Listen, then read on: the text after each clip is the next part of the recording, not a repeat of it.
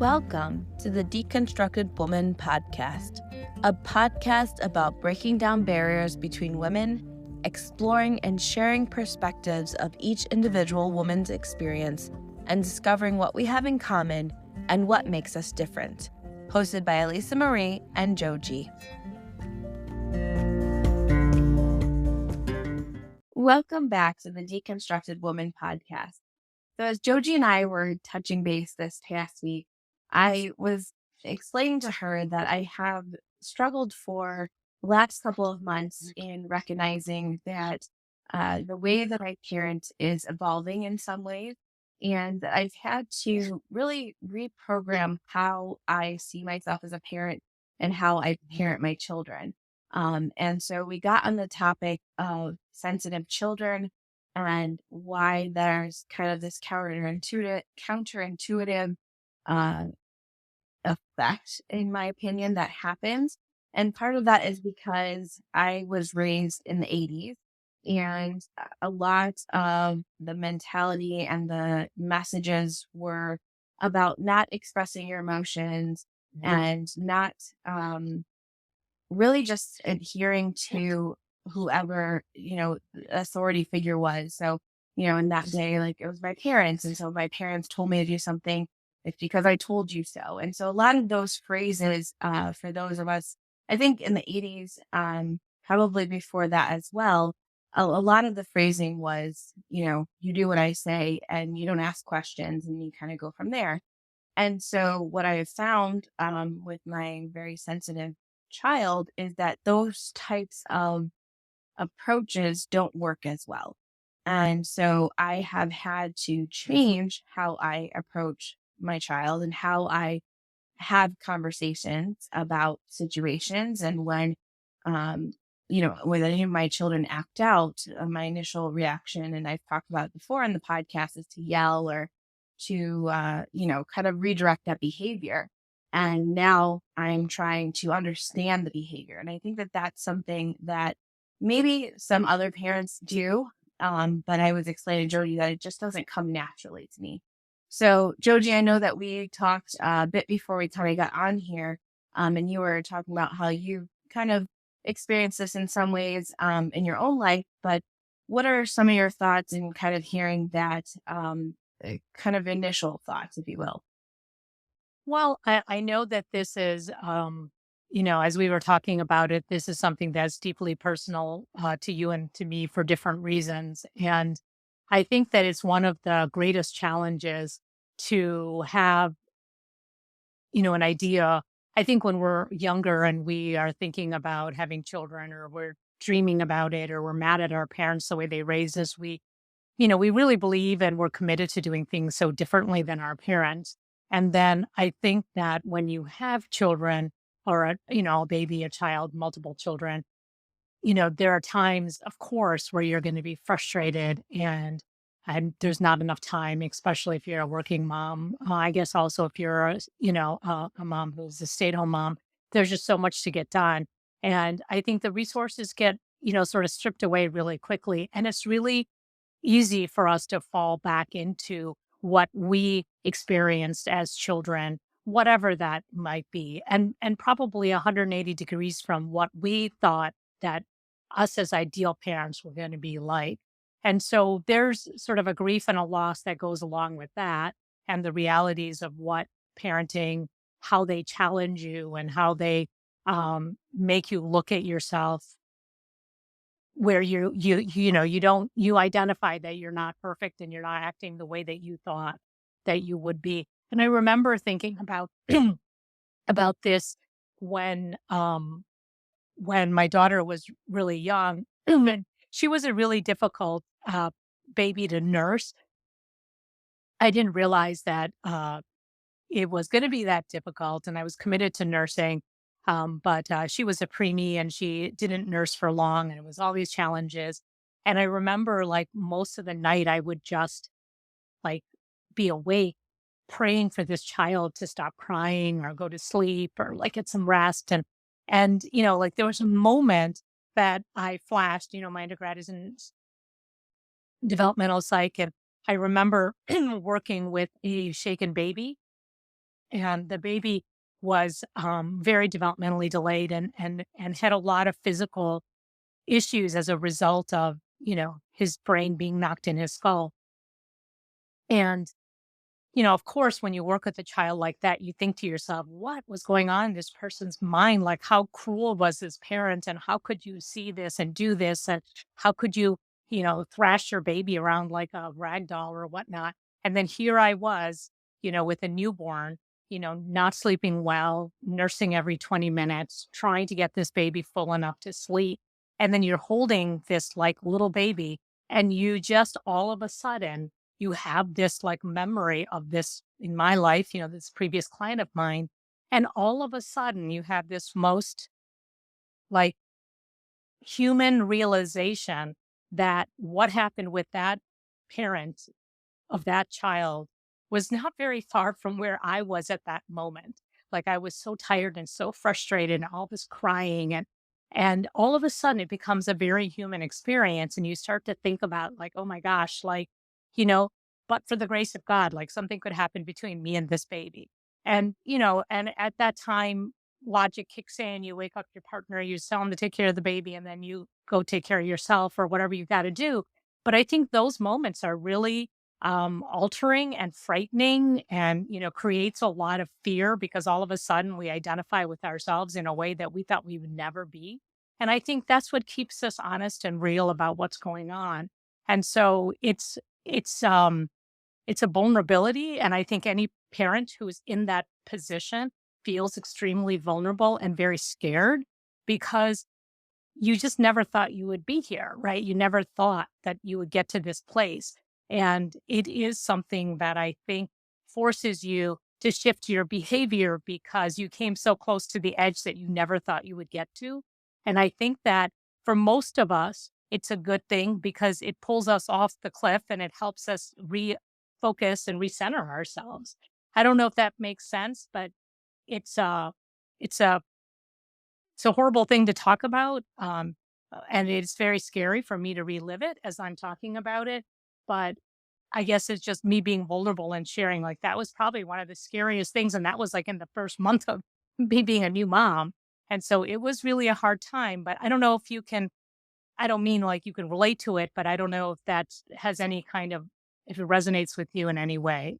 No, I think it absolutely resonates with me because I think that that's what a couple months ago it was a different situation, but like I again I've talked about like I'm a yeller.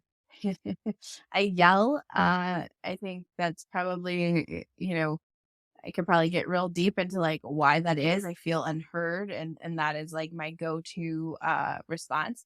And I just was like yelling and a couple of I want to say like 3 months ago was really when I started making a shift because I actually and I think I've talked about like the emotional healthy legacy podcast with Elizabeth and she was like talking about mom rage and I'm like that's what it is like I don't know that's the best term for it but like it's just like this I'm overwhelmed and I'm yelling, but, like, I could see the impact that's having, and, like, if you read all the articles about, like, what that does to a child, it, like, puts them in fight or flight, and it's awful, and it's just, like, in we're all gonna have those moments where we're just so overwhelmed and so consumed by, like, stress or whatever it is that, you just kinda, not you just kinda have that moment, but when I saw that and I was like you're describing, like I stepped back and I was like, okay, this is not how I want to parent. Like this is not working. But it's also just not what I want for my children and I want to do better. And so it was like, okay, well, if I'm gonna do that, then like how do I start? And so then I got really into um Hunter Clark Field and Raising Good Humans. I read her book. I read Calm the Chaos. I mean, I've just like consumed so many books on how to quiet that rage. And I think, and rage is probably like a stronger word. I mean, it's really not how to quiet yourself so that you can help your child. I think that's really what it is because I think rage probably has like a really negative connotation. And maybe there's some people out there that can be like, oh yeah, I know what that is. I yell and you know, it's just again, it's something that I'm realizing like it's just not I don't want that in my home. I want my home to be a happy place. I want it to be a safe place for my kids. And so I really need to stop yelling. And so I'm changing this pattern. And honestly, everything that I've read thus far talks about we have to calm ourselves first in order to help our children calm down. And that doesn't come naturally for me. And so it's an uphill battle to do that. Um, and again, like under stress or in a situation where, I'm feeling really flustered, overwhelmed, I almost always resort back to yelling. Uh, but I'm much quicker to catch myself. And so it's an ongoing process. It's definitely not something that happens overnight, but it's something that, yeah, uh, it's just where I'm at right now. And then again, it's so hard because I don't know I don't always catch it, and then when I do, I'm like, "Oh," if I'm keeping tally, like, "Oh, I yelled, like, twice this week," like, and then there's, like, the shame and guilt that comes with that, and it's like, I have to give myself grace, and I have to be okay with, where I'm at, but I think that, having in some ways, having a very sensitive child almost helps me to change that because it doesn't work.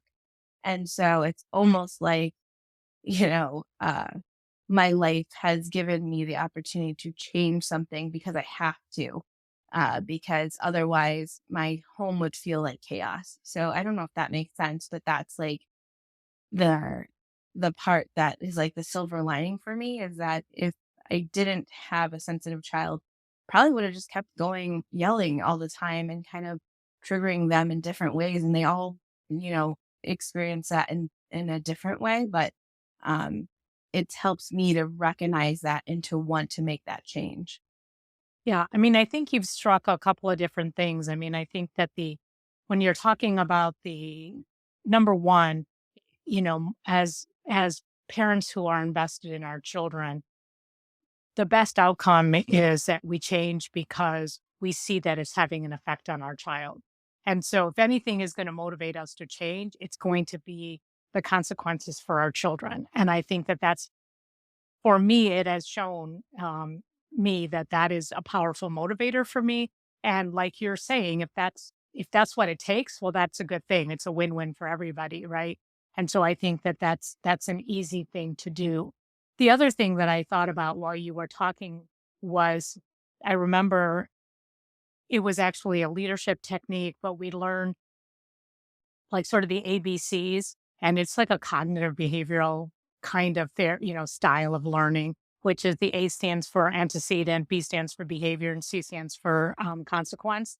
And the real goal is that when you see yourself falling into a pattern of behavior that you're trying to change, there's almost like the antecedent is almost like the visual cue where, in your situation, it might be, your awareness that your voice is starting to raise or whatever, and then that is the cue that forces a change, the behavior change. And then you benefit from the consequences that are now altered. And so it's called the ABCs. That's what I remember it to be. I'm actually pretty impressed that I remembered what all that stands for because it's probably been about 20 years. But I think it was a powerful tool for me because what we sometimes fall into is the habit of not catching ourselves. And so you are catching yourself, and that's the cue. And I was sort of thinking, um, like, I wonder if it's like a cue for the whole family, like when things are starting to get chaotic, like, do you turn some music on, and that is like going to calm everybody down. Like that's the cue that okay, we've gotten to a certain point and now we need to like bring it down. Or like something in the environment, like you turn the lights off, or I don't know, something that is like dramatic, like they do in like, preschool. They flash the lights to say it's time for you to, I don't know, settle down or whatever. So something like that, and then see if that creates a change. But, you're talking about and I think the topic and the way that you started off in terms of sort of reprogramming, I mean, it really is changing the wiring of all these years that we have talked about. And in certain ways, I took I'll say I don't want to say it's the easy way, but in the past I've talked about EMDR and the philosophy of EMDR, which is a therapeutic strategy to sort of rewire your um, memory paths, because so many of us who are traumatized go into fight or flight. And so how do you change those neural pathways so that you're not in engaging that fear, that fight or flight, but that you remove that emotionality from it so that you can distance yourself from that and have a little bit more control over either the memory or the experience or whatever you're going through. And so all these things get back to the same thing, which is also what you mentioned about the consequence that it has on the child that is sensitive, which is it just makes them react even more, which then it just grows more and more sort of out of control. So I don't know what you think about this, ABC sort of strategy. It sounds like you're on the path to getting there yourself. But do you think that is sort of what you're doing in the moment as you're trying to, move sort of the needle in terms of what you can see is making progress with your sensitive child? Yeah, I mean, I think that it is about catching it. I think that so mindfulness is kind of the route that I went. And so they talk about doing like a body scan and really like putting that pause in. And so again, it's like, okay, let me take a deep breath. We have kind of a funny thing had come up. My my older two kids and I were reading a book about a puffer fish. And it wasn't a like, I usually try to get them, like, books about emotions and things like that, but, like, the book was I can't remember the name of it, but it was like, "Oh, sorry," or, "Oh, poor little guy." I think that was the name of the book. And it was about this puffer fish who, like, this octopus was playing with it, and he was just like it was little, and he kept pushing it around and, like, saying all these things, and then eventually the puffer fish got, like, over the edge, puffed up, and then as he's swimming away, he's saying, "Poor little guy," to the octopus who now has, like, the spikes in his, tentacle.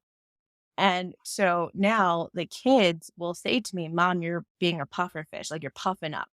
And it's such like a visual thing for them. And it honestly brings me down so quickly when they say it because it's like, oh, okay, I'm like, I'm getting too close to like having a reactive response. Let me like kind of take a deep breath. And so they have now learned how to help me identify when I'm kind of getting there. It doesn't always work. Obviously, there's times where like you go from 0 to 100 because you're stressed out about work or, finances or whatever other stressors that like are invisible and the kids can't see them. But at least they have this kind of way of communicating, hey, you're getting too close to yelling, simmer down. And it's just like a funny little thing that we came up with, but that helps me.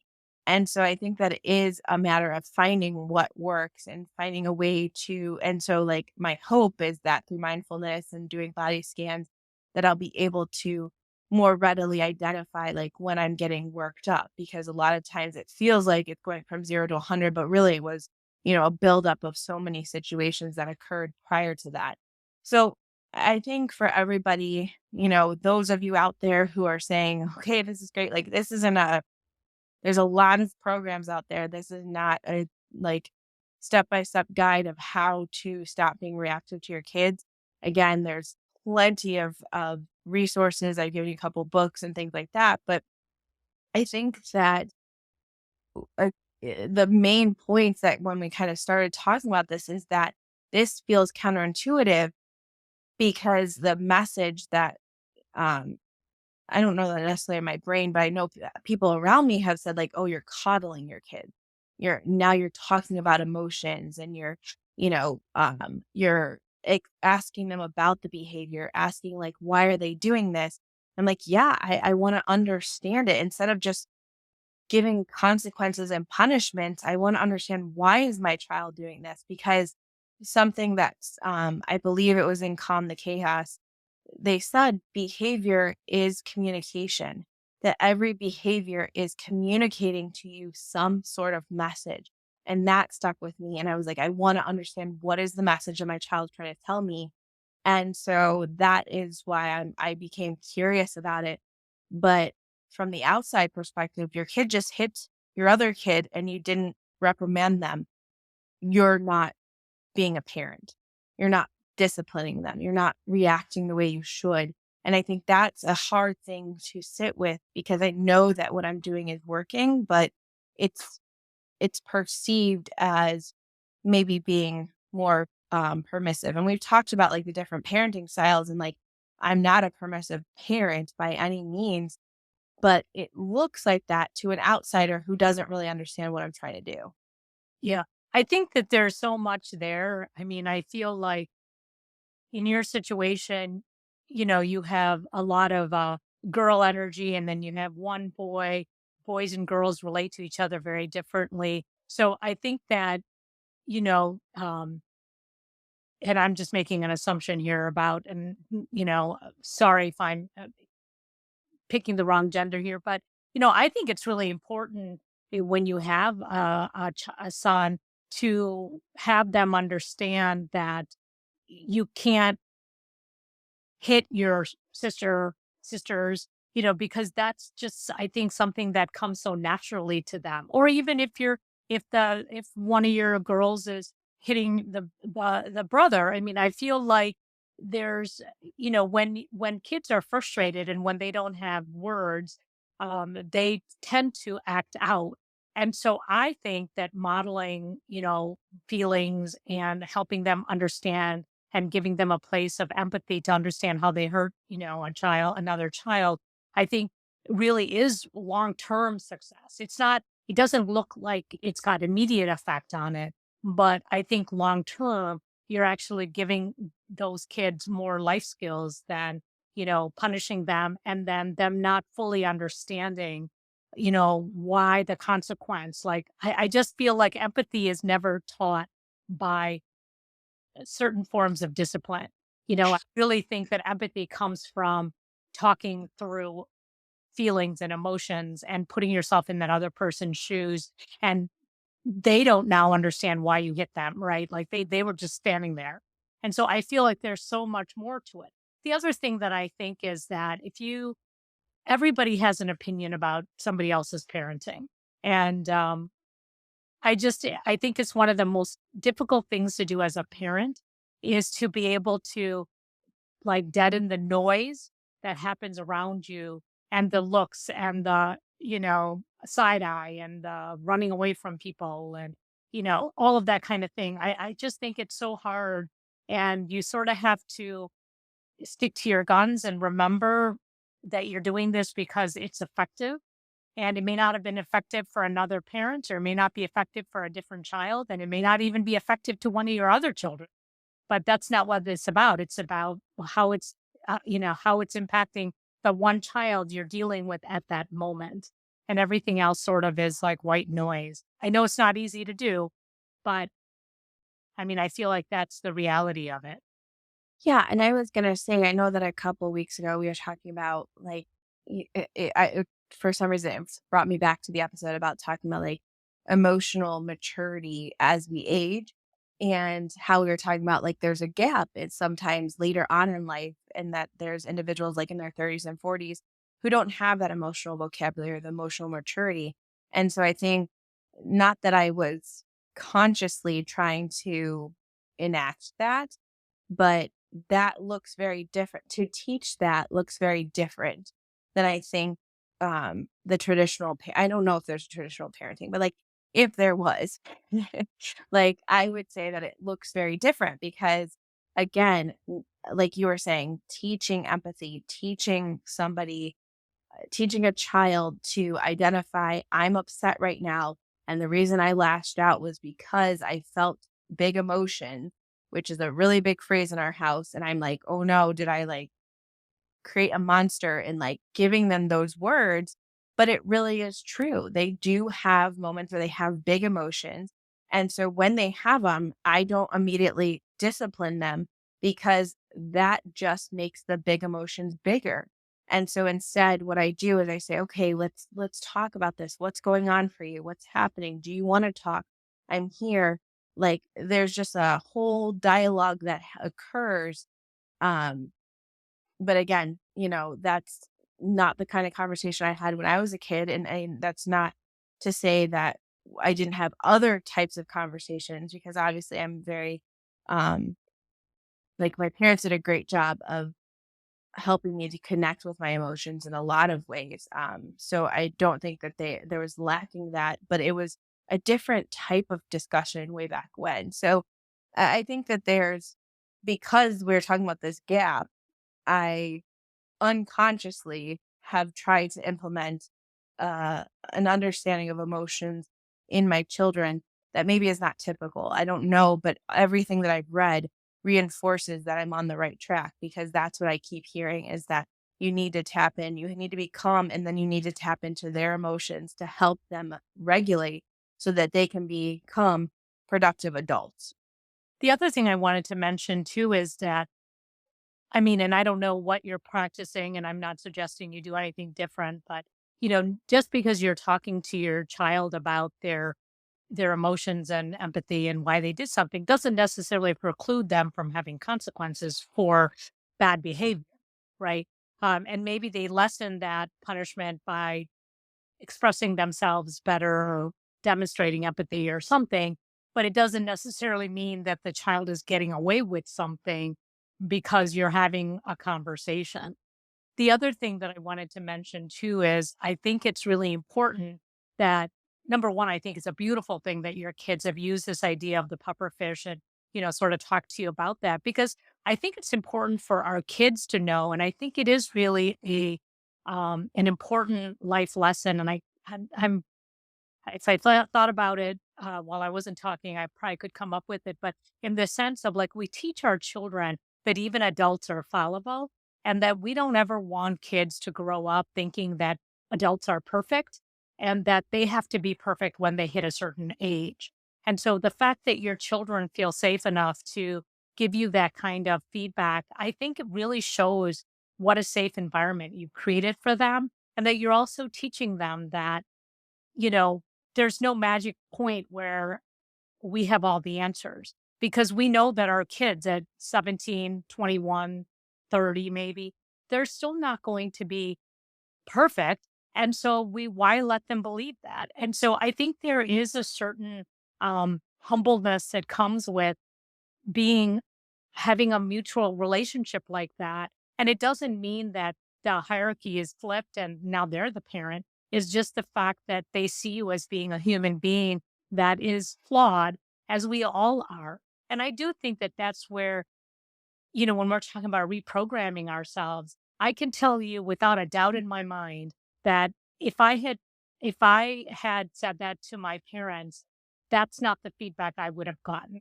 I would have gotten a very um angry response, about who am I to challenge them or tell them something? Whether I was right or wrong, it's that that's the feedback I would have gotten. And so there wasn't really this feeling of openness within my family to be able to safely share things that they probably could have benefited from. Not that I was the wisest child in the world, but the fact that, you do want that opportunity at some point, especially as you get older into your teens and into your early adulthood.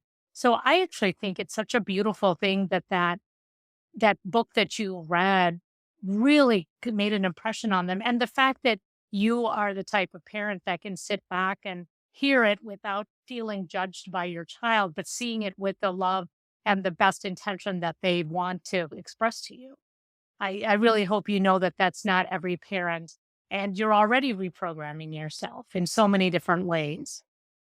Yeah, and I appreciate that because I again, like I think I started this conversation by like I'm really struggling in this particular area and I appreciate that even though this podcast is about like we talk a lot about women's issues and things like that, but I think that we also talk about like the hard experiences as women, as mothers, as there's so many things that uh, fall under that umbrella. But I was saying like this is so hard for me, and so I think that it's validating here. Like, okay, you're on the right path. But I will say that I am by no means perfect in this. Like, I'm sharing this in a calm in a calm moment when all my children are sleeping and like the house is calm and like I can have that conversation, but like the moment that things get heightened, it's like all of that goes out the window and I have to so hard like work to get back to that place. And so like I said, it doesn't change overnight, but it's definitely something that I'm working on. And I would love to have this conversation like a year from now. And hopefully I've even more established and maybe, really have a good grasp on it. Like I said, it's only been in the last maybe 3 or 4 months that I've kind of made the shift in trying to yell less and listen more. And I think that it's not a perfect science. It's not a perfect answer to everybody's situation. Everyone's different. But I'm putting it out there. We're putting it out there into the universe, so that hopefully somebody hearing this is like, I can relate and again, go and look and we'll link some of the resources that I mentioned so that you kind of have access to those because I think they're a really good start.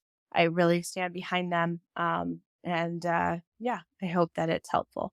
Yeah, I just want to close out with one thing, which is that I was listening to an interview with Toni Morrison. She's a pretty well known writer, and she was in her 80s. I think she's passed at this point, but she is just a very prolific writer, and I think really well regarded. And she was talking about that as she's been in her 70s and she's spent a lot of time in bed and she had all these different illnesses. And she was saying that unfortunately for her, she spends a lot of time like sitting with regret about the way that she should have handled situations with her children differently. And I remember hearing this and thinking to myself, like, for everything that this person has accomplished, one of her deepest, it seems like, wounds is that she wished she had done something different for her children who are completely grown and have their own children and whatnot. And I just thought to myself, I don't want to be Toni Morrison. Like, I want to do everything I can as a parent to really have no regrets for the future. And I'm really trying to live my life that way. And I think that if, as one person, as this woman who I thought was so hugely, accomplished and sort of lived life to the fullest, but then I think about her in her like in the last year of her life, that's what she's focused on. And I just felt such a sadness for her because I think that as mothers, we take parenting so personally and our children are our legacy and we want to leave with them the best of ourselves. And I think that all of us as mothers do the best we can on any day. And you can't you can only try to do better and let go of yesterday and that, out of control moment that you have, and you can't live there. And that's what I wish for all of us and our listeners and each other is that we make peace with whatever we do because we are in process and we are doing our best and we have so many things that are fighting for attention and so many different stressors in our life. But I don't wish for anybody to be Toni Morrison and to really live in sadness at that time in our life. And, all we can do is try to do better the next day. And you're on your journey. And, I find like I'm still on the journey because even though I thought that after 18, I didn't have to parent anymore, that's clearly not the case. And so, we just do the best we can and we're human and we're people and we have our needs too. And so I say that with the utmost respect for you, Alyssa. And I know how hard you're working. And this is such a vulnerable topic because as a mom, I know that this is something that is challenging and it's hard to talk about. But, only until we demystify it and talk about it and give it voice does it not have as much power over us to be able to put it into the container it needs to be in. So I just wanted to share the story about Toni Morrison because I do really respect her work and it really touched me and saddened me that at the end of her life, that's where she was. And so I don't know if there's anything you want to say about that or if I can just go ahead and close it out. No, I think we can just go right ahead and kind of wrap it up and go from there. Yep. So thank you, listeners, for taking the time and sharing this space with us as we talked about something that is very important to Alyssa and myself. And please, we are always welcoming for your comments. And when we talk about deeply personal issues like this, it really is meaningful for us if it resonates with you and you let us know that. Because that's the purpose of this podcast, is to share and connect with people with our stories and our life experiences. So please reach out to us at thedeconstructedwoman@gmail.com, through the Facebook podcast community, or by getting a hold of us in any other manner that you want to. And we really enjoy and appreciate you listening and giving us this support. So with that, we're signing off, and we'll talk to you next time.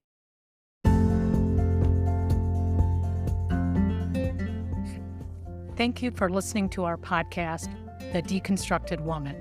If you liked this podcast, please share it with your friends, rate this episode, or subscribe to be notified of all new content. We want to hear from you, our listener. Do you have thoughts on the discussions we're having? Want to share topic suggestions, or want to join us for a topic that you're passionate about? Contact us at our email address, thedeconstructedwoman@gmail.com.